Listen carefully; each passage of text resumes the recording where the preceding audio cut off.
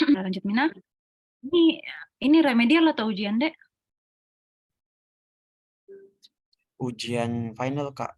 Belum Oh, ini remedial. ini final. Oke. Iya, Kak. Terus yang kemarin sempat ujian apa? Belum ya? Baru ujian utop, Kak. Apa itu top? Ujian topik. Jadi ada topik THT, mata, dan kulit dipisah-pisah, Kak. Begitu. Oke. Tapi biasanya ujian topik itu masuk di ujian final juga atau bagaimana? Kadang-kadang ada, Kak. Kadang-kadang tidak, Kak. Oh, I see. Oke lah.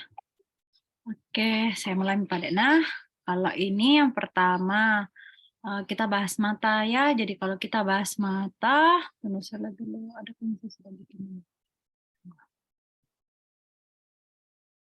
Oke. Nah, di sini apa?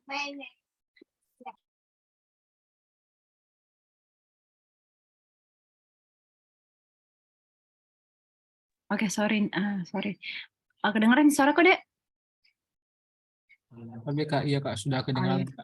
Oke, nah jadi ini pertama kan pertanyaannya adalah seorang laki-laki 40 tahun, ya kan kita harus baca soal secara cepat. Jadi kita tanya, lihat dulu apa yang dia tanya. Oh di sini dia tanya adalah patomekanisme. Terus yang dia tanya patomekanisme apa? Jadi ada kepenglihatan kabur yang jika membaca, toh yang membaca terus dibilang membaik setelah dikasih +1. Artinya apa? Setelah dilakukan tes baca. Nah, tes baca itu kalau kita kasih selalu dengan entah +1, +2, +3. Nah, ketika dia menjadi lebih baik, dia menjadi sebuah akomodasi ya. Nah, jadi kalau kita jadi akomodasi itu mata menjadi lebih bekerja. Jadi patomekanismenya adalah spasma dari musculus ciliaris ya. Musculus ciliaris itu untuk memperregang atau memperrileks dari lensa. Nah, jawabannya jadi akomodasi. Terus nomor 2. Kalau mau ditanya langsung nih, tanya Kak Dena. Oke. Saya lanjut Mina nomor 2. Kita jangan terlalu lama, Di, karena kalian yang mau istirahat besok membangun pagi. Oke, lanjut dulu nah. Nah, ini ditanya lagi, apa terapi? Nah, terapi yang paling tepat. Nah, kalau ditanya terapi, apa dulu pertanyaannya? Keluhannya adalah suka menyipitkan mata jika melihat jauh. Nah, ini sudah pasti jawabannya adalah sebuah apa? Gangguan refraksi, Jadi dia adalah suka menyipitkan mata, berarti dia miopia, miopia. Nah, pada pemeriksaan fisiologi, dia dapat visusnya 20/50. Dengan koreksi -1 menjadi 20/20. Berarti dia hanya butuh adalah koreksi -1.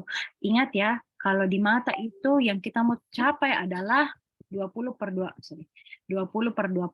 Entah 20/20 atau 6/6, itu sama, Ji. Jadi semua hasilnya 1,0. Jadi 1,0 itu kita bisa bilang ke orang, kalau edukasi kita bilang, oh iya Bapak penglihatan tak 100% J. Nah kalau dia 20/20 atau 6/6. Jadi terapi yang paling tepat adalah kita kasih kacamata, tapi kacamata apa di sini? Ini adalah sferis. Kapan kita tahu ini sferis? Kapan kita bilang ini silinder? Kalau silinder itu pasti ada embel-embel di belakangnya.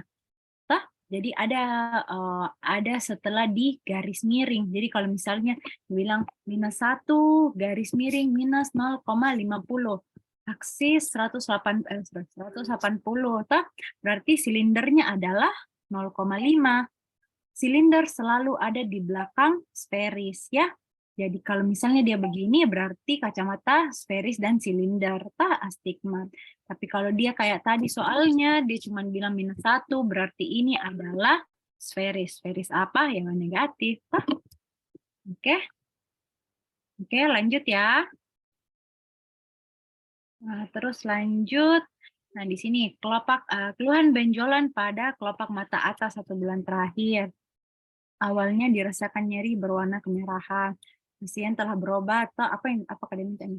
Apa kata laksananya? Nah, sekarang kita mendiagnosis keluhan benjolan mata apa saja sih?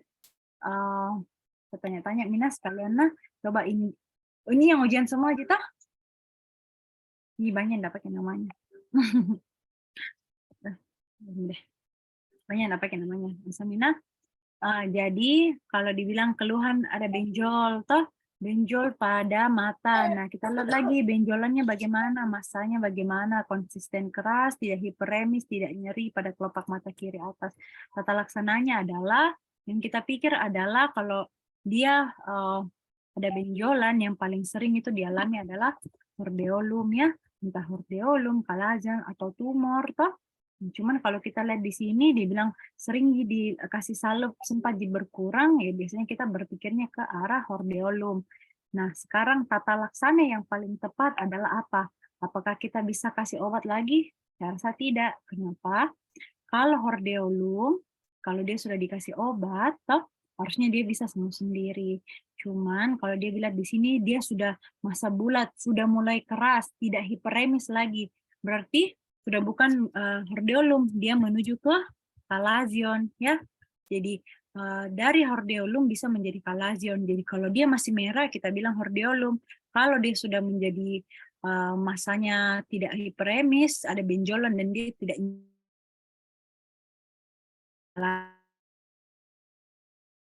kuritase ya. Dia dikasih di iris, terus dikasih keluar itu nanahnya, setelah itu. Kenapa massage tidak bisa? Karena dia sudah menjadi kalasion, dia sudah tidak punya port di entry, dia tidak punya tempat keluar. Hordeolum masih bisa kita massage kalau dia punya kayak titik, toh tidak bisa keluar, kita masih bisa kasih massage. Kalau eksisi luas itu tidak ya, karena ya hordeolum ya, epilasi tidak ya. Ya, oke, lanjut. Oh iya, ini nomor 4. Ini nomor 4, ada gambarnya bukan?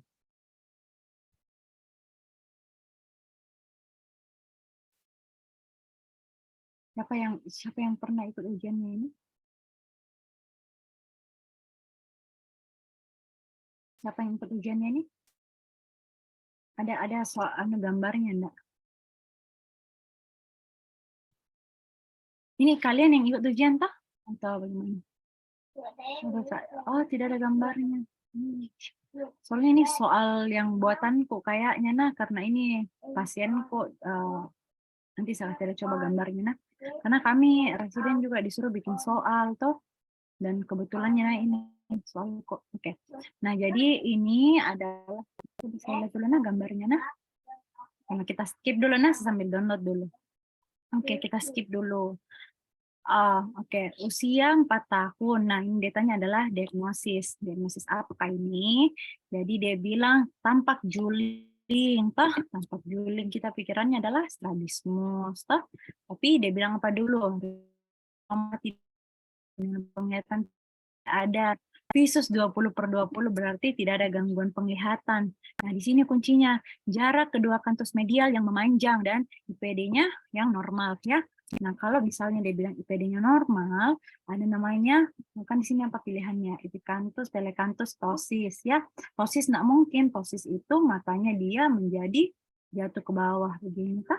Nah, terus kalau strabismus sebenarnya bisa jadi toh, tapi dia bilang jarak antara kedua kantus medialisnya itu yang memanjang, dia tidak bilang, kita bisa berpikir ke apa tadi saya bilang strabismus. Nah di sini kita lihat nah ini contohnya toh. Nah itu tadi dia bilang apa?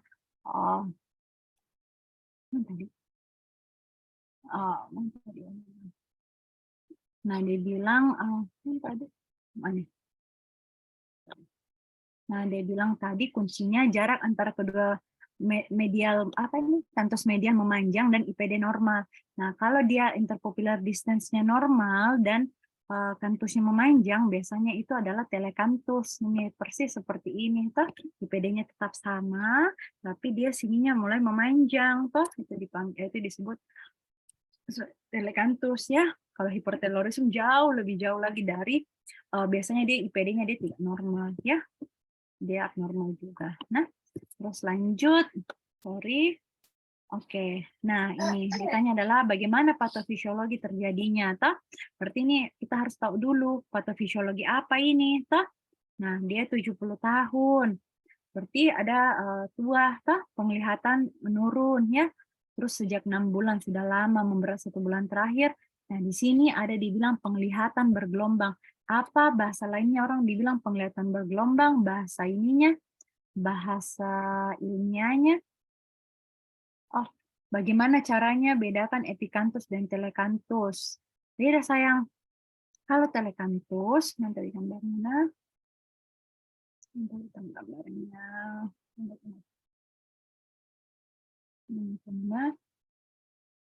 Oh, ini.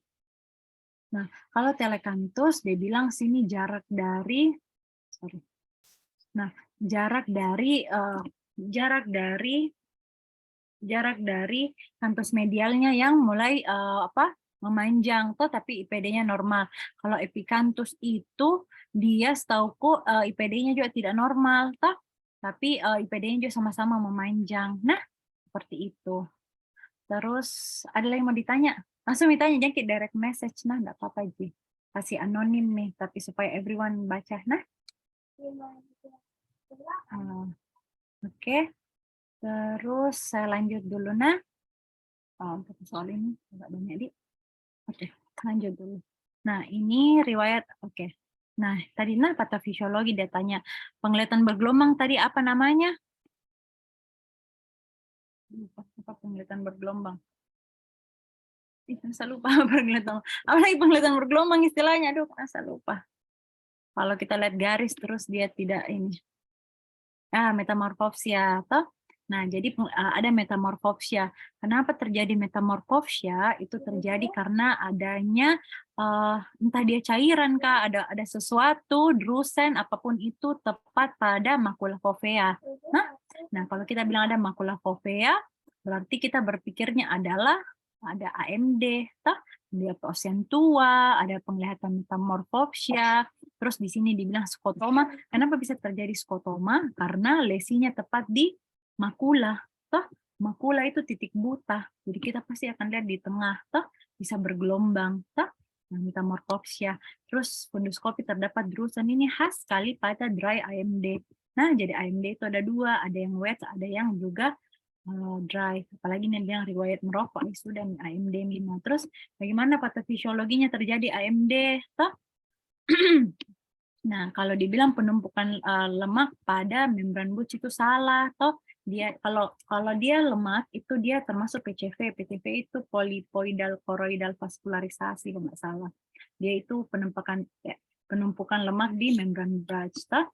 Nah, terus kalau dibilang tarikan vitreous secara tangensial itu berarti retinal detachment, toh. Detachment. Nah, terus kalau kerusakan sel perisit endotel ini adalah DM, dia retinopati ya, retinopati diabetik. Terus hipermedialitas pada koroid itu bukan dia perdarahan koroid itu. Nah, jadi jawabannya adalah untuk AMD adalah oksidatif pada damage RPE. Nah, oke lanjut. Nah, terus ditanya patogenesis manakah yang paling tepat? Patogenesis lagi ya. Apa nih? Keluhan utama mata kiri berair terus menerus selama 1 minggu. Didapatkan kelopak mata bagian bawah terpelintir ke dalam dan menyentuh kornea. Nah, berarti apa artinya ini? Dia ektropion. Nah, kalau ektropion itu, nah kalau dibilang ini, nah di sini ektropion kan ada berapa macam tuh kalau nggak salah, ada ektropion sikatrik, evolusional apa ya, yang dia sudah tua, tah? Nah, itu biasanya kelemahan dari horizontal pada palpebra. Nah, karena dia termasuk yang evolusional, apalagi kita lihat ini umur 73 tahun. Jadi dia itu kelopak mata bawahnya dia itu begini, dia sudah mulai keluar karena penuaan, toh. Nah, itu yang terjadi pada ektropion evolusional apa gitu. Nah, terus kalau misalnya dia bilang dia habis operasi atau dia pernah kecelakaan, dia berarti termasuk sikatrikal, atau berarti dia karena luka dan luka yang terketemu, jadi makanya dia keluar ke bulu matanya. Toh? Makanya kalau dia bulu matanya keluar dan dia akan kenapa bisa dia keluhannya berair karena dia menjadi keratitis exposure, toh kan akan terbuka terus matanya. Makanya dia harus. Nah, terus lanjut. Oke, lanjut. Seorang Oke, ini saya kemarin baca, saya nggak mengerti ini soal. Jadi ini dia yang keluhan berpasir, toh 6 bulan yang lalu disertai rasa tidak nyaman, tampak konjungtiva seperti busa dan genangan. Saya nggak pernah dapat busa, ini apa maksudnya? Nggak ngerti. Faktor resiko terjadinya ini saya tidak tahu ini diagnosisnya apa. Kita skip saja. Nah, saya juga kemarin cari ini tapi nggak kurang lengkap kayaknya soalnya. Nah, nanti kita lihat lagi. Oke, kita lanjut dulu. Nah, apakah jenis lensa? Bilang kalau kecepatan karena nanti saya pelan-pelan saya gas-gas. Nah, sekarang dia tanya jenis lensa apa yang digunakan pada kasus ini. Toh, kalau kita bilang lensa berarti adalah kacamata. Toh, nah ini sudah jelas-jelas ada nih kacamatanya -1. Nah ini yang tadi saya bilang deh, yang mana kan yang sferis, yang mana yang silinder. Ingat sferis itu selalu di depan, silinder selalu di belakang. Kadang-kala itu ada orang tidak kasih tanda garis, tapi biasanya kita kasih garis begini, toh untuk pembedanya. Nah, jadi kalau ditanya apakah jenis lensa yang dia pakai di sini, ya karena di sini sama-sama negatif, berarti sferis dan silinder konkav, karena ada sferisnya, sferis yang ini ya, sferisnya ada, di sini konkav, silindernya ada. Nah, jadi silinder itu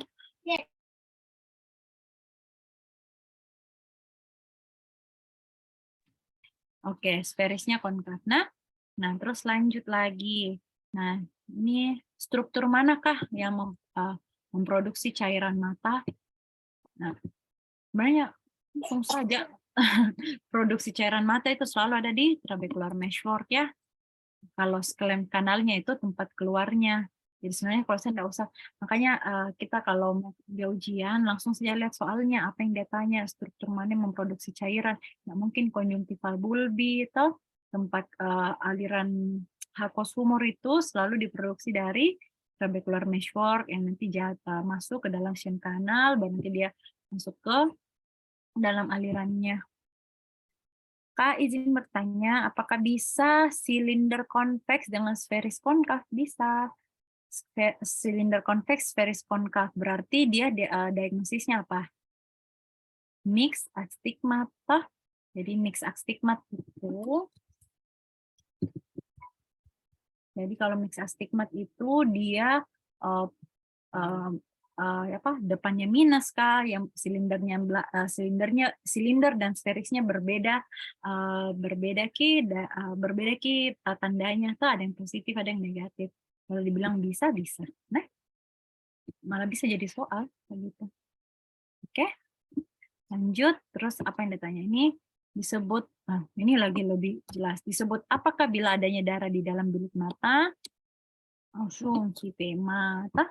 Kalau infiltrat itu sel radang, sel flare itu selalu ada di BMD, bilik mata depan. Hipopion itu dia nanatopus. Kalau keratik presbitat itu kita lihat di kornea.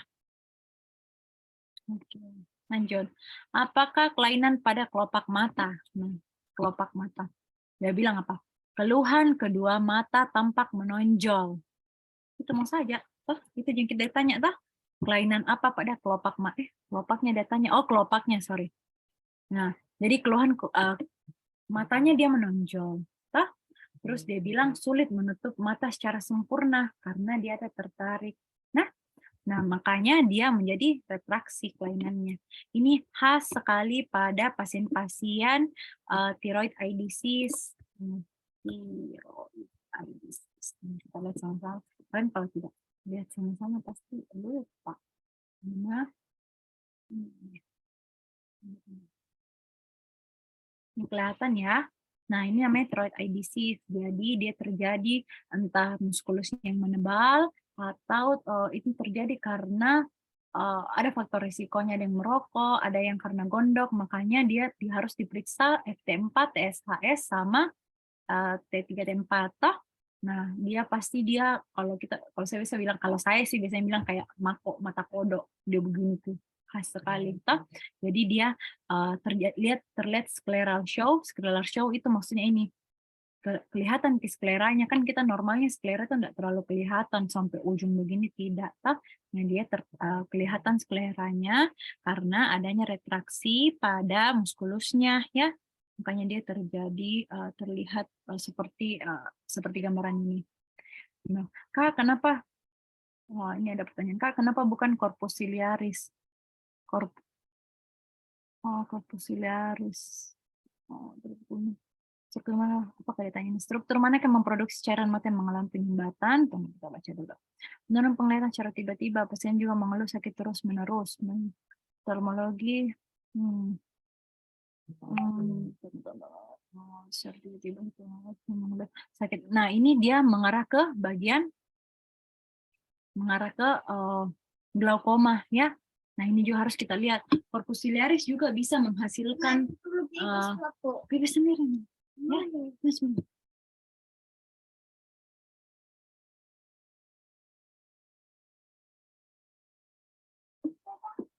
nah, buka aja. Nah, terus setelah itu, kalau dia glaukoma itu apa tanda khasnya? Glaukoma itu tekanan intraokuler, tekanan bola mata dia menjadi tinggi. Apa yang dia bikin? Matanya menjadi keras, toh. Setelah itu, jadi glaukoma itu terjadi karena entah bilik mata depannya mengecil atau gotnya itu trabecular muscle-nya itu tertutup. Toh? Nah, di sini dia tanya struktur mana yang memproduksi yang mengalami penyumbatan, toh. Nah, kan yang dia tanya ini penyumbatannya, bukan bagian produksi cairannya, toh. Kalau produksi cairannya memang corpus ciliaris, tapi trabecular meshwork juga menghasilkan cairan air mata, dan tempat yang paling sering terjadi penyumbatan pada glaukoma itu trabecular meshwork, ya. Jadi kalau jawabanku saya trabecular meshwork. Nah, karena corpus ciliaris itu dia bukan seperti dia tidak bisa menyumbat, karena dia menghasilkan terus. Oke, kita lanjut. Nah, oke. Seorang laki-laki apa dia tanya? Patomekanisme. Patomekanisme dia tanya penglihatan kabur. Salah. Penglihatan kabur. Terus dibilang ada DM. Nah, ini juga penting DM. Nah, ada riwayat DM. Terus visusnya mulai berkurang 20/40 dan 20/25. Nah, kalau gambaran sini kelihatannya sih kalau saya lihat sekilas itu kayak katarak ya. Nah, terus ini kan khas sekali dia bilang adalah ada riwayat diabetes mellitus. Ada riwayat diabetes mellitus yang lama, toh. Nah, berarti kita mungkin pikirnya adalah dia katarak dari katarak nukleus, toh. Jadi di bagian nukleusnya, bagian intinya yang dia terkena katarak. Bukan cuma intinya, dia dari inti. Itu khas pada DM tipe 2, toh. Jadi kalau saya jawabanku adalah ini. Ya, tapi dia juga pasti ada umur, tuh namanya katarak. Semua katarak itu pasti terjadi pengerasan inti lensa, toh. Cuman kalau saya sih lebih ke bagian kortikalnya sini. Gitu. Oke, kalau komponen ion saya rasa abnormal enggak, perubahan kimiawi enggak, kayak aneh ke bahasanya. Ini saya rasa lebih ke E. Oke, lanjut. Seorang perempuan 19 tahun keluhan apa mekanisme keluhan benjolan kelopak mata bawah 2 minggu lalu terasa nyeri. Perempuan tidak laki-laki. Namun saat ini dirasakan sudah tidak nyeri lagi. Benjolan kelopak mata berwarna kemerahan konsisten, lunak, dan tidak nyeri seperti di gambar. Kalau ini,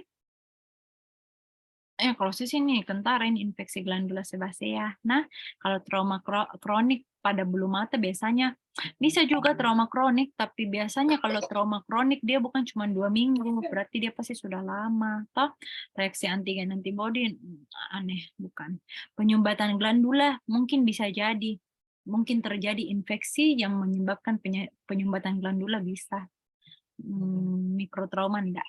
Infeksi, tapi kalau saya rasa ke lebih glandula sebacea. Nah, Oke, lanjut.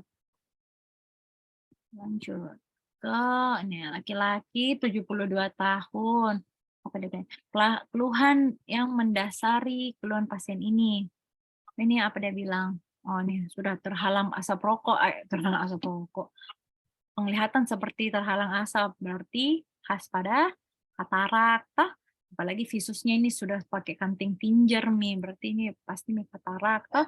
Apalagi di sini. Lensa tampak keruh, nah, sudah Mi katarak, Mi dengan iris shadow positif. Apakah kelainan yang mendasari keluhan? Degeneratif, ya. Katarak itu, dia ini termasuk KSI, katarak senil imatur, toh.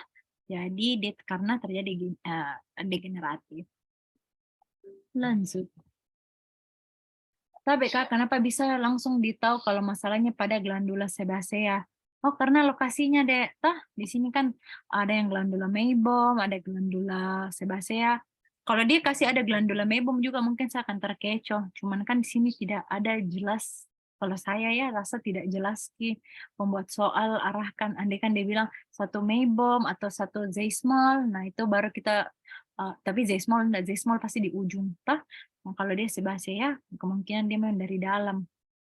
Penyumbatan glandula bisa, tapi penyumbatan glandula yang menghasilkan infeksi. Tapi kalau saya rasa, apakah dia tanya? Patomekanisme penyakit ini. Kayaknya. Kalau saya rasa sih seperti itu. Ya. Terus, apakah yang bisa kalau ditahu Pak? Ya. Oke, lanjut. Tanya Mina, Dek. Saya sambil membaca. Oke, lanjut lagi ya. Apakah pemeriksaan oftalmologi yang harus dilakukan? Apa ini 70 tahun? Oh, yang tadi gini di yang katarak. Kalau saya, ini sebenarnya semua pemeriksaan ini harus dilakukan ya. Kenapa? Karena kalau kita melakukan katarak, kalau kita lihat pasien katarak, pertama saya melakukan juga koreksi refraksi. Untuk apa? Supaya saya tahu ini masih bisa terkoreksi kacamata atau tidak ini penglihatannya, toh. Karena kalau dia masih bisa terkoreksi kacamata, saya biasanya saya belum kasih operasi, kecuali kalau pasiennya minta, toh.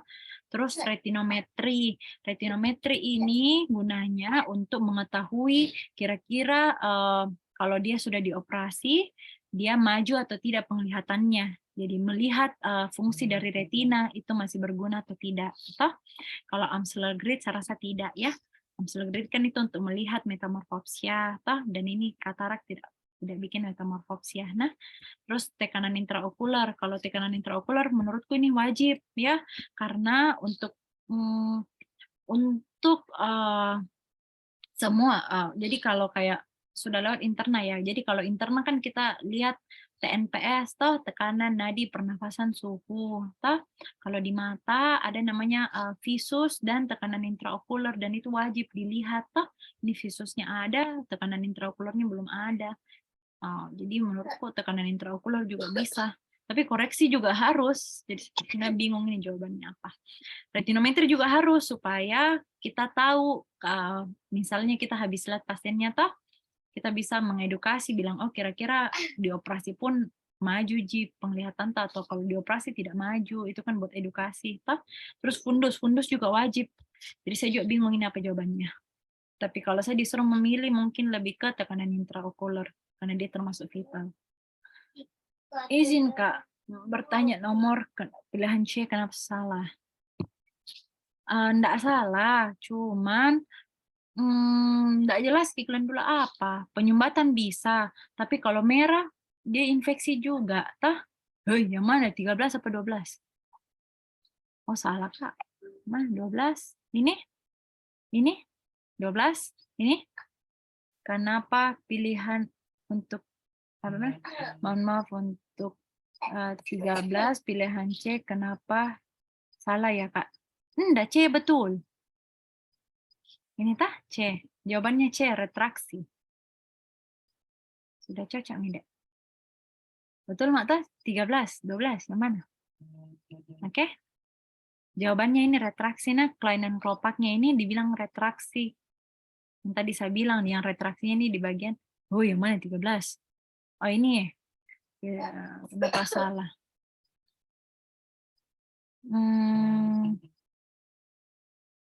Oh iya, bisa juga, Dek.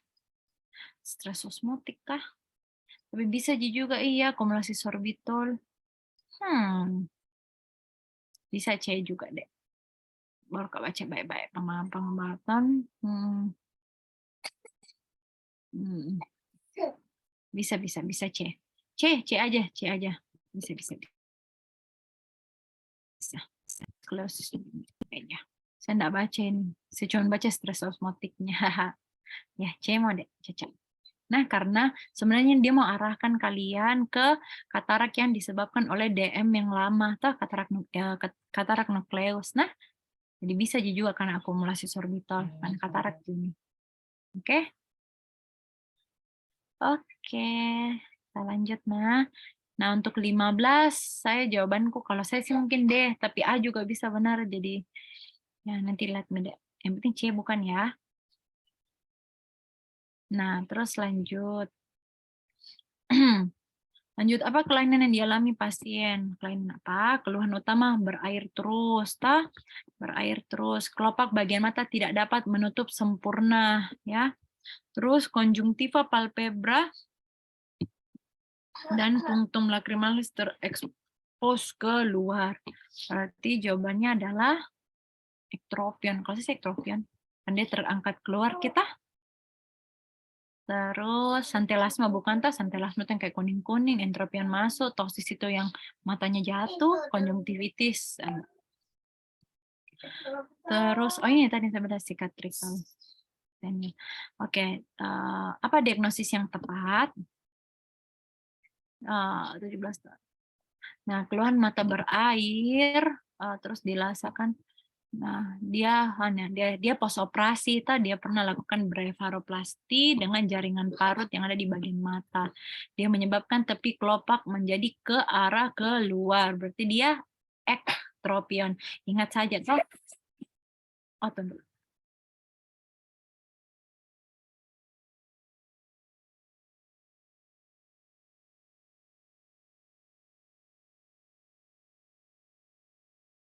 Oke, sorry.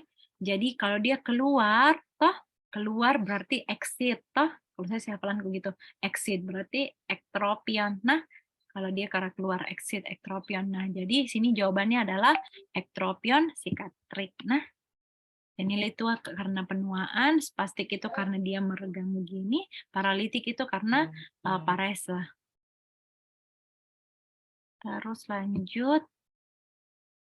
Nah, otot apakah yang mengalami gangguan? Otot apa coba kalau ini? Otot apa? Otot apa? Ayo. Nih ya. Nah, kalau kita lihat, apa? Kalau saya rectus superior. Nah, jadi kalau dia terjadi, nah ini dia pasien diminta melirik ke atas dan dia terjadi juling ke atas kita. Nah, berarti gangguannya ada di rectus superior. Nah, ini anunya, handsheet-nya apa? Gimana sih? Apa yang curang gitu loh. Gitu lah. Nah, jadi rectus superior itu yang bagian kan dia hidung, ini mata kanan, mata kanan kan yang salah ini mata kanannya. Jadi rectus superiornya yang bermasalah. Nah, makanya dia lagi naik. Terus kalau ditanya, kenapa bukan oblikus superior? Karena kalau oblikus superior itu yang ditarik itu di bagian lateral inferior, bagian keluar. Nih, misalnya OS oblikus superior. Nah, jadi kalau saya jawabanku rectus superior. Lanjut.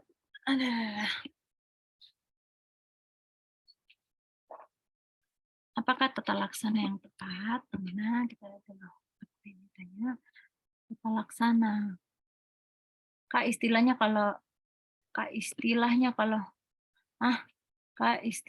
kalau rectus superior bermasalah bukannya tidak bisa bernarik. Bagaimana? Otot apa yang mengalami gangguan? Enggak, sayang. Jadi gini, ada namanya hukum, saya lupa lagi nama hukumnya. nama hukum Harrington Law kalau nggak salah toh.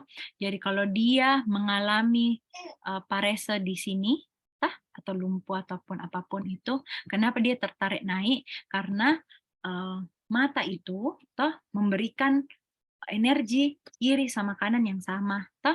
Jadi kalau misalnya saya kasih 10 inti untuk ke arah sini, maka 10 juga ke arah sini toh. Jadi kalau misalnya dia kasih 10 sini, dia tetap 10. Nah, tapi karena dia enggak jalan sini, dia menjadi over Ki. Jadi makanya dia naik ke atas Ki. Begitu, ya. Kak, bukan oblik inferior yang bermasalah, Kak, karena enggak bisa ke kiri lateral mata kirinya. Lah, ini gambarannya ke kanan. Apakah dia bilang tuh dulu? Pada pada pasien diminta melihat sisi kiri. Ya walaupun sisi kiri, tapi kan ini mata kanan dia mengarah ke medial, toh? Kalau dia ke arah medial ini kan hidung, toh? Kalau saya rectus superior. Nah, saya enggak bisa ke kiri lateral. Karena enggak bisa ke kiri lateral. Lateral ke kiri, dia bilang ke sisi ke kiri atas. Kalau saya lihat dari gambar sini ya, kalau saya ikuti gambar sini, saya jawabanku tetap rectus superior. Nah, itu keluhan mata jeli. Oke? Lanjut ya.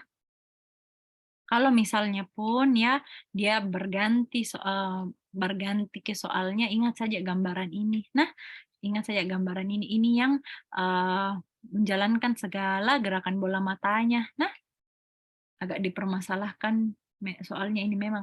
Iya, siapa memang ini bikin soal? Nah, teman-teman kok jadi bikin. Nanti coba saya lihat. Nah, oke. Ya pokoknya harusnya saja ingat saja ini. Nah, kalau berkelahi misalnya sama orangnya, kalau misalnya yang mana salah.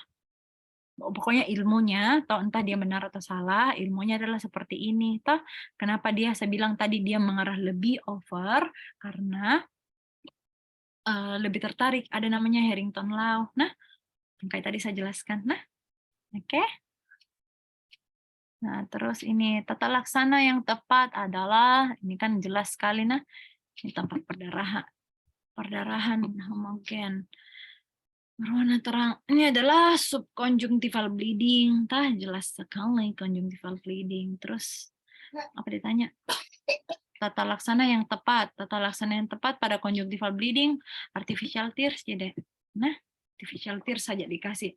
Sebenarnya observasi 7-21 hari juga bisa jika karena dia biasanya terabsorpsi sendiri. Tah, cuman kan dia bilang habis artificial tears, dan biasanya memang harus dikasih artificial tears kan dia lebih cepat keluar.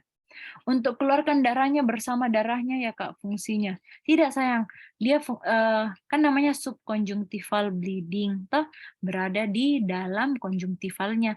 Dia untuk kasih artificial tears-nya maksudnya mengalir keluar, tidak, dia bukan irigasi toh. Jadi artificial tears-nya itu supaya melembabkan saja. Sebenarnya observasi juga dia akan terabsorpsi sendiri. Nah, bukan untuk bukan untuk kasih keluar. Kenapa bukan kompres air dingin? Tidak ada hubungannya sayang. Tidak ada hubungannya kompres air dingin. Kalaupun kompres harusnya kompres air hangat. Nah, karena kompres air hangat itu bisa ke vasodilatasi, vasodilatasi. Sedangkan kompres dingin bisa bikin vasokonstriksi. Malahnya tidak melebar, pembuluh darahnya tidak absorpsi. Ya. Oke, tapi observasi juga bisa sih. Observasi atau artificial tears ya. Tata laksana yang tepat. Kalau kurang dari 12 jam bukannya kompres air dingin. Tidak sayang, tidak pernah ada kompres air dingin kalau subconjunctival bleeding. Kecuali dia kaki, rest, ice, C apa? CE elevasi. Ada RICE. Tapi itu kan buat trauma di kaki. Kalau mata subconjunctival bleeding tidak kompres sayang. Apa edukasi yang seharusnya disampaikan pada pasien ini? Apa ditanya? Penglihatan mata kanan kabur sejak 2 bulan terakhir secara perlahan-lahan. Tidak ada riwayat sistemik. Nah, visus 2/60. Nah, berarti dia visusnya jelek sekali nih. Pada funduskopi didapatkan papil nervus 2 kesan pucat dengan batas tegas. Nah, ini ternyata ada ini. Ternyata CT scan tampak massa. Jadi ini adalah atrofi papil ya. Atrofi papil itu artinya saraf matanya sudah mati, toh OTW mati ini atrofi papil kan dia bilang pucat, toh dibilang pucat berarti dia mengarahkan ke atrofi papil. Kalau terjadi atrofi papil, biasanya kita berpikir adalah ada tekanan di intrakranial, toh entah dia massa, entah dia hidrosefalus, apapun itu biasanya yang akan kerjasama dengan bedah saraf, toh. Nah, apalagi dia bilang sini jelas-jelas terjadi massa intrakranial regioselar. Jadi edukasinya adalah kita konsul ke sejawat bedah saraf. Nah, ya memang sih tidak ada penanganan lanjut dari mata karena kalau kapannya kita sudah dapat atrofi papil tidak bisa apa-apa. Nah, oke, lanjut. Apakah diagnosis pada pasien ini? Penglihatan kedua mata menurun. Oke, terus sebelumnya karena mengkonsumsi alkohol yang jelas nih berarti ini adalah neuropatik optik toksik ya. Ini jelas sekali neuropatik optik toksik karena dia terjadi habis minum alkohol. Oke, lanjut dulu nana sangat telepon.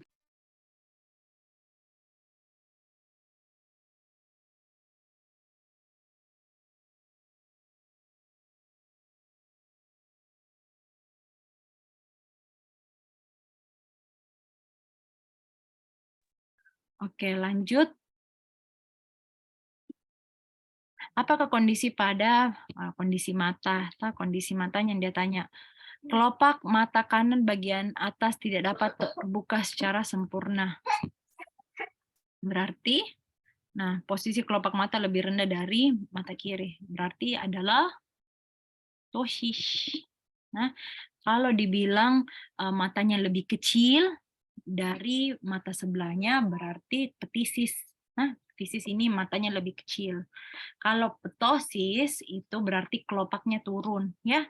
Kalau lagophthalmus berarti terbuka sedikit matanya sini, toh. Kalau trichiasis ada ada silia yang muncul, toh, ingrout, terus pterygium itu selaput. Nah, oke lanjut. Apakah penyebab paling sering terjadinya ini? Sudah minta tadi, toh? Ini sama kayaknya yang scleral show sama yang tadi ini. Sama ini berarti jawabannya adalah TED, thyroid eye disease. Mana yang tadi? Nih, thyroid eye disease atau Graves disease ya, sama aja. Oke, terus keluhan pembengkakan pada kelopak mata sisi lateral, nyeri utama pada saat ditekan. Berarti pikirannya kita adalah posisi hordeolum ya, hordeolum. Terus tidak ada demam, tidak ada penglihatan ganda. Apakah tata laksana yang paling tepat? Bukan saling pembengkakan kelopak mata sisi lateral. Sorry, sisi lateral ini berarti ini dia mau arahkan ke selulitis preseptal ya. Selulitis kan dia bilang kelopak bukan benjolan. Dia cuma bilang bengkak toh bukan benjolan. Kalau bengkak pada kelopak mata berarti dia arahnya ke selulitis preseptal. Preseptal. Nah, kalau saya proses selulitis, kita harus kasih antibiotik ya, antibiotik, analgetik sama antiinflamasi. Ya, karena ada bikin mata menonjol, terus nyerinya nyeri tekan ada. Nah,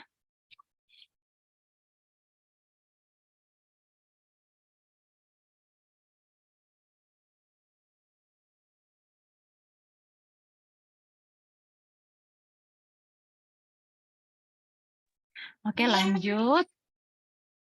Oke lanjut. Antibiotik sistemik Kak. Iya antibiotik sistemik. Harus dari mulutnya, harus oral. Nah,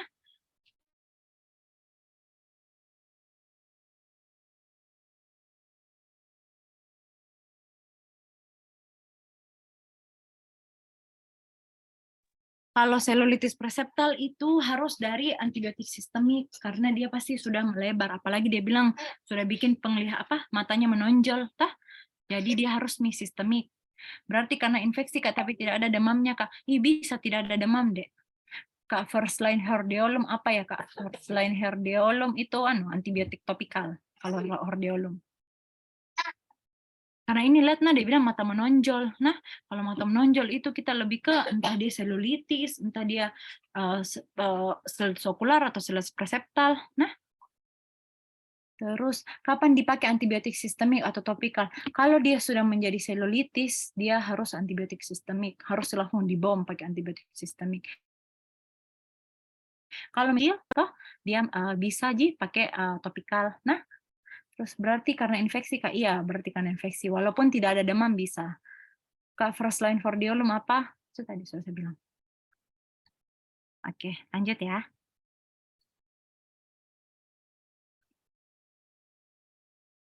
Apa bedanya sama dacryoadenitis? Beda. Dacryoadenitis itu dia pas di bagian sini. Bagian medial. Kan ini dia bagian lateral, tah? Kalau dia medial, dia pas berada di bagian punktum. Nah, kita bisa pikir ke dacryoadenitis. Oke? Terus, apakah pencegahan yang dilakukan agar komplikasi manifestasi ekstropia keluar? Hindari. Kenapa dikasih antiinflamasi Kak walaupun tidak ada demam? Oh, menonjol, nyeri. Itu sudah tanda-tanda tanda-tanda infeksi. Apa tandanya infeksi? Kolor, dolor, apa lagi? Kolor, dolor, apa itu? Coba Kak, ada itu tuh yang kolor, dolor, yang merah, itulah pokoknya. Ya, tanda-tanda infeksi bukan hanya demam toh. Kita harus ingat tanda-tanda infeksi itu ada yang kolor di berwarna merah, terus itu ada nyeri, seperti itu. Ya. Kak, maaf Kak, tadi kenapa tidak dikasih antibiotik topikal? Karena kalau saya rasa ini dia sudah menuju ke preseptal, selulitis preseptal. Jadi selulitis preseptal itu jauh lebih ke dalam dan dia berada di dalam kulit. Ngapain kita mau kasih topikal? Nggak ngefek, kurang ngefek. Nah, kecuali dia hordeolum yang memang di ujung dia munculnya, itu kita kasih topikal. Dan kalau dia sudah menjadi selulitis, kita tidak kasih. Kita langsung sistemik. Nah, hordeolum pun kalau mau dikasih sistemik bisa. Kalau misalnya benjolannya besar bisa kita kasih sistemik. Terus lanjut. Apakah pencegahan yang dilakukan komplikasi manifest ekstropia? Keluhan mata juling. Kadang-kadang manifest. Jika anak sedang tidak fokus. Alternate cover didapatkan good control ekstropia. Oke. Refraksi subjektif didapatkan -2. -2. Hasil refraksi oke. Tidak ada kelainan mata lainnya. Nah, kenapa terjadi juling ya? Pada pasien ini kenapa terjadi juling? Karena dia harusnya memakai kacamata ya. Jadi terkadang terjadi manifest ekstropia karena dia tidak memakai kacamata. Nah, jadi kalau kadang ada lihat temannya kalian yang agak juling, mungkin kacamatanya entah dia kacamata tinggi atau kacamatanya dia kecuali juling dari lahir ya. Nah, kalau dia manifest itu bisa terjadi karena refraksi yang tidak adekuat. Nah, makanya untuk menghindari terjadinya manifest ekstropia ini kita lakukan pemberian kacamata. Nah, jadi terus sudah itu pemberian kacamatanya apa Kak? Subjektif atau sikloplegik. Nah, ini kan umurnya 15 tahun. Toh, kalau dia 15 tahun bisa pakai subjektif saja. Nah, karena kalau dia sikloplegik itu hanya untuk anak-anak saja di bawah yang tidak bisa bicara. Karena dia lebih subjektif itu kan kalau ditanya, ini bisa baca Ibu? Itu kan dari subjektifnya kita. Biasanya kita lebih utamakan subjektif dibanding sikloplegik. Cuman kan kalau anak-anak kan dia kurang efektif ya, makanya dia sikloplegik saja. Subjektif saja.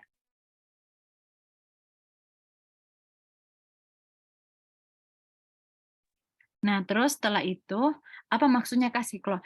Nah, kalau sikloplegik, jadi kalau misalnya kita mau ukur kacamata, ukur kacamata itu yang biasa kalian belajar di CSL, itu namanya refraksi subjektif, pasien duduk, pasien dicobakan, pasien bicara. subjektifnya pasien. Nah, pada sikloplegik, refraksi sikloplegik itu kita pakai retinoskop, ya, alat retinoskop. Jadi kita tetes dulu obat sikloplegik namanya, atau homatrop, midriatil, apapun itu. Jadi dia dilebarkan supaya kita lihat dari retinoskopnya. Karena kalau kita suruh pasien lihat jauh kan bisa, kalau anak-anak tidak. Makanya kita kasih hilang akomodasinya dengan sikloplegik supaya matanya bisa relaksasi. Jadi maunya melihat juga seperti subjektif, seperti itu. Nah, jadi ini sikloplegik itu biasanya pada anak-anak. Kalau kalian punya adik atau pernah temannya adiknya lihat kacamata, biasa dia ditetes itu sikloplegik supaya bisa dilihat ininya refleksinya. Nah, oke lanjut.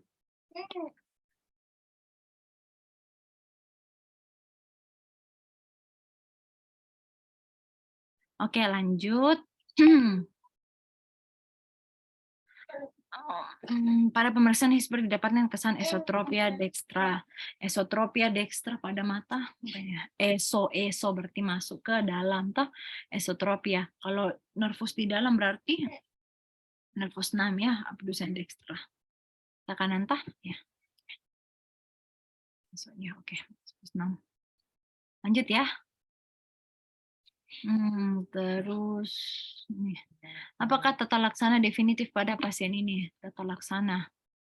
Kelopak mata tidak dapat membuka secara sempurna secara lahir. Oh, yang tadi ini tosis, tosis ini toh. Nah, kalau pada tosis, harus kita lihat dulu apakah tosisnya sudah menghalangi visual aksis atau tidak.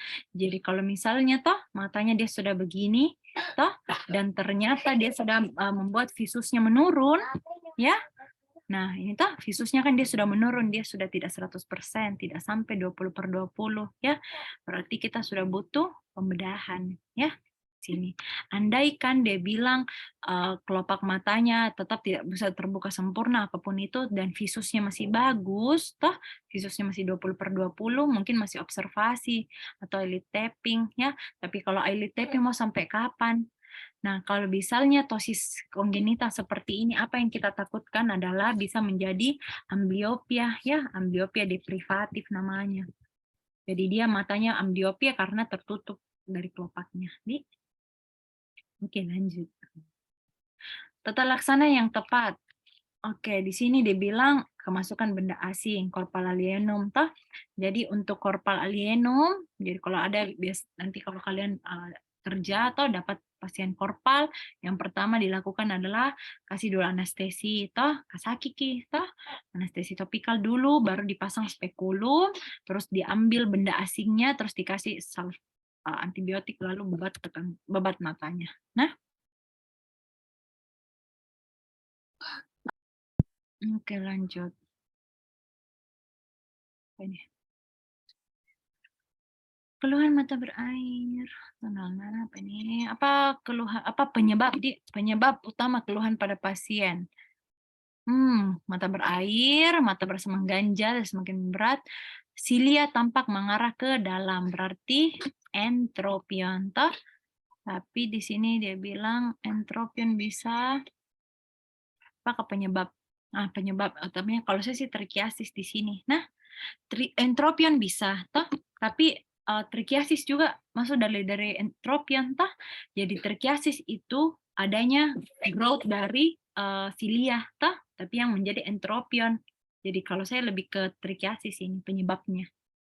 Nah, bisa entropion itu yang menjadi entropion, tapi trikiasis yang penyebabnya karena dia ingrowth hair seperti itu. Oke? Oke, saya mau kasih lihat itu gambar yang tadi tengah. Ada yang mau ditanya dulu, Dek? Mana? Mana itu tadi? Mana tadi? Nih.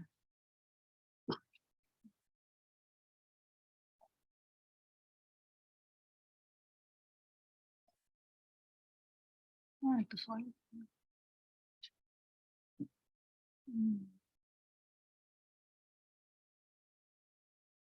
Nah, ini. Entah sama soal kita. Nah, jadi kalau itu yang tadi keluhan air matanya berlebih, toh, jadi dia riwayat trauma, dia pernah jatuh, dia pernah terus visusnya sudah tidak ada sama sekali. Nah, di sini dibilang tampak fistula, fistula ini kayak lubang, toh, tampak fistula daerah nasal. Terus pemeriksaan selanjutnya apa? Anel test. Apa katanya pertanyaannya? Ini diagnosisnya. Diagnosisnya adalah acquired stenosis. Jadi dia acquired, maksudnya didapat, itu maksudnya besar pi, toh baru terjadi dacryostenosis. Stenosis artinya apa namanya lubangnya, anel tesnya, entah anel tesnya dia sudah terhambat. Jadi kita mau kasih masuk anel tidak bisa masuk. Jadi kan kalau anel kan harusnya bisa masuk ke dalam toh sampai ke punktum sini. Nah, cuman karena dia sudah tidak punya jalanan, jadi dia terhambat baru 1 mili sudah tidak bisa masuk. Toh, jadi arahnya kita ke dacryostenosis, ya. Oke. Ada yang mau ditanya? Sudah selesai, Adek. 20.30, 1 jam saja. Ada soal masih nih. Benar jika.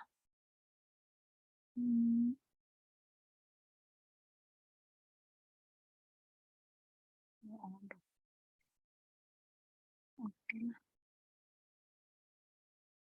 Oh ini. Masuk itu soalnya. Nih, toh. Nah, tidak nyeri insisi koretas, tetah. Oke. Aku udah semua soalku. Udah, stop lah. Sudah. Oke, sudah. Oke. Ada lagi, Dek? Ini terlalu banyak, nah mumet kok pasti.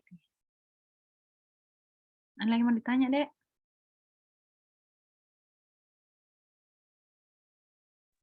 Kak, izin bertanya, Kak. Iya. Tadi itu ada soal nomor 6, Kak, yang AMD, Kak.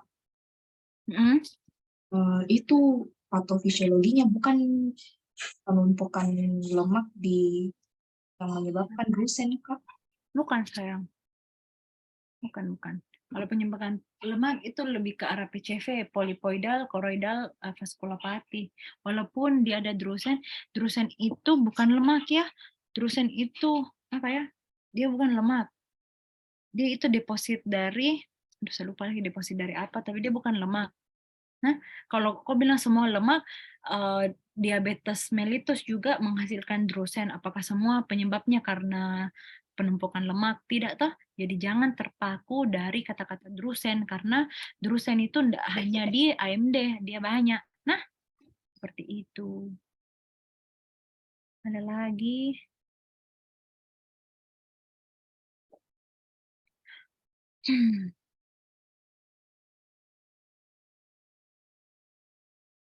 Apa bedanya? Apa bedanya epicatus manta di soal epicanthus?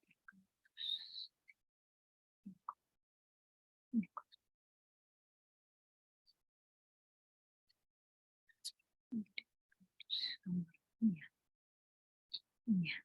Nah, ini tadi yang saya bilang tuh, kalau dia telekantus, dia termasuk ini yang tadi saya bilang increase lebih memanjang toh, tapi IPD-nya tetap sama. Sedangkan kalau epikantus itu biasanya ada lipatannya, ada di sini lipatannya. Jadi dia kayak esotropi, padahal di sininya yang dia membanyak seperti itu.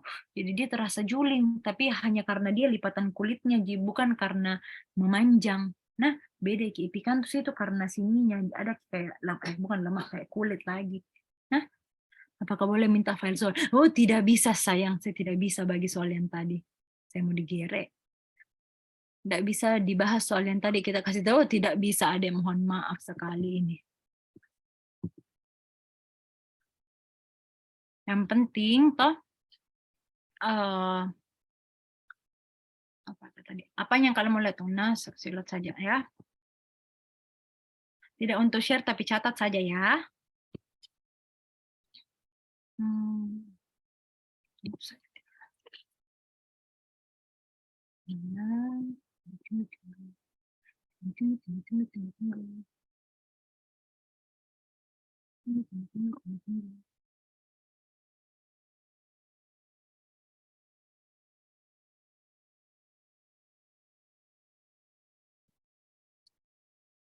Tunggu.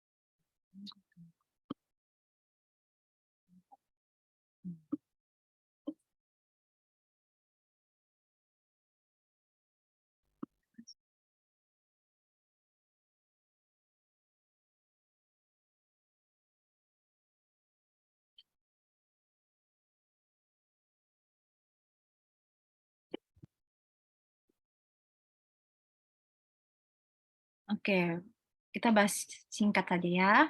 Nah, kalau dibilang sini sudah menit tadi itu punktum keluar. Nah, kalau terjadi ektropion karena terjadi paralitik, nah berarti di bagian sini nervus apa yang lewat di bagian sini? Berarti nervus facialis ya, nervus 7. Nah, terus setelah itu ini sudah tahu yang tadi jaringan parut, terus terapi non operatifnya. Ini bukan jannya kalian, bukan kalian, Snellen sutur. Nah, terus kondisi patologis yang ditandai perpindahan kelopak atas, atau memperlihatkan sklera, berarti bagian retraksi yang tadi saya bilang, yang scleral shock, Nah, terus ini tadi sama, thyroid eye disease, atau kata lainnya adalah Graves disease. Nah, penyebab retraksi pada kelopak mata. Nah, terus retraksi pada kelopak ini berhubungan tidak tanda klasik. Ini double size, tulisannya von Graef. Oh, aneh. TED. Adalah intervensi pada bedah, ini temporary suture tarsorafi. Nah, sampai jilmunya kalian ini. Nah, trichiasis. Trichiasis itu adalah terjadi ingrowth hair yang terjadi pada bulu mata. Diagnosis bandingnya kecuali ektropion, karena ektropion itu keluar, sedangkan trichiasis itu entropion masuk. Diskriasis juga bisa karena dia diskriasis itu ininya kulitnya dia lebih besar, jadi makanya dia terasa masuk. Nah, terus tata laksana pada kasus trichiasis adalah tindakan epilasi. Kira-kira berapa lama epilasinya muncul lagi, yaitu 3-8 minggu. Pernyataan yang berikut yang benar tentang cryosurgery adalah dapat merusak jaringan.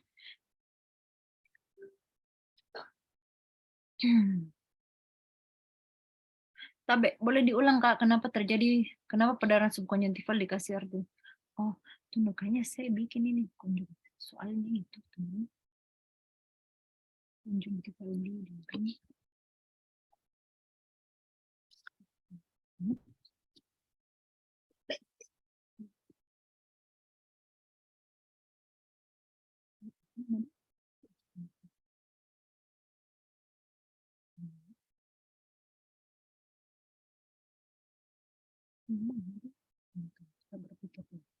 Tunggu deh, sebentar.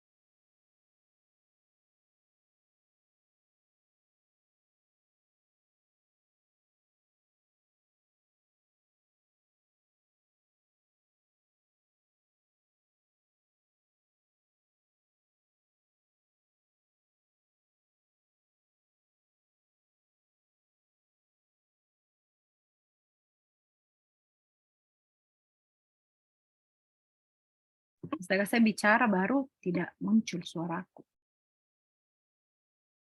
Nah, apa tadi pertanyaannya? Kenapa? Sebenarnya perdarahan subkonjungtival itu dia terabsorpsi sendiri, Dek. Cuman kenapa dia dikasih artificial tears ya supaya dia sebenarnya enggak ada dia efeknya. Jawabnya observasi, deh kayaknya observasi lebih betul karena artificial tears itu pelembab saja. Karena kalau subconjunctival bleeding itu harusnya dia terabsorpsi sendiri, dia tidak ada penanganan. Cuman kita biasa kasih artificial tears supaya pasiennya lega saja, dia merasa ada yang obat dikasih, padahal sebenarnya dia terabsorpsi sendiri. Tapi sebenarnya kalau dari belajarnya toh dia itu karena terabsorpsi sendiri. Nah, terus apa lagi?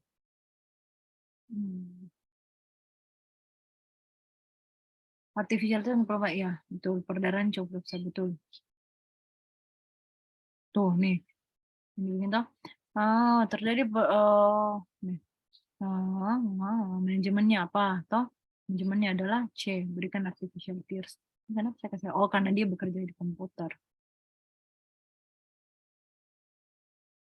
Oh, nah, ini beda kalau dia terjadi. Ini ujian deh, manajemen. Mana ini? Bukan.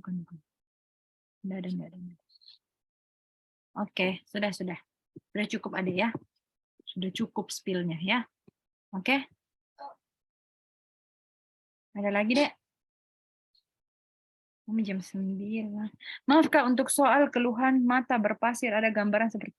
Nah, itu saya tidak tahu deh. Saya tidak tahu dia mengarah kemana itu. Busa-busa saya tidak mengerti. Apa sih? Tidak tahu Kak. Tidak tahu. Salah hafal soal dia kok kayaknya. Kalau berbusa tidak pernah Kak dapat mata berbusa deh. Kalau rasa berpasir pernah berbusa saya tidak pernah dapat. Kalau genangan air apa nih? Tahu dia mau arahkan kemana dia saya tidak ngerti. Mungkin nanti coba minta lihat lagi soal-soal yang mana soal yang apa? Soal yang lebih jelas. Kayaknya kurang lengkap. Oke. Ada lagi?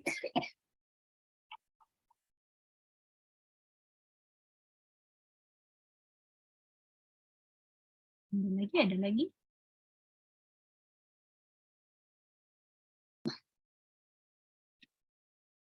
Sudah ya. Besok jam 8 toh?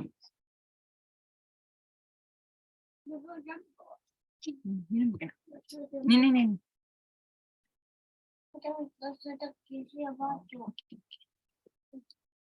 Ada lagi?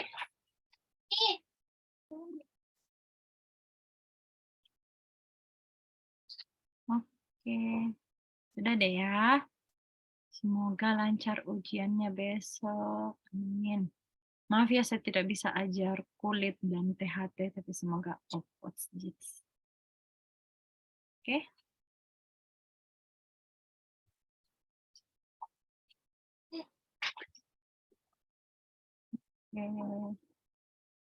Silahkan tutup.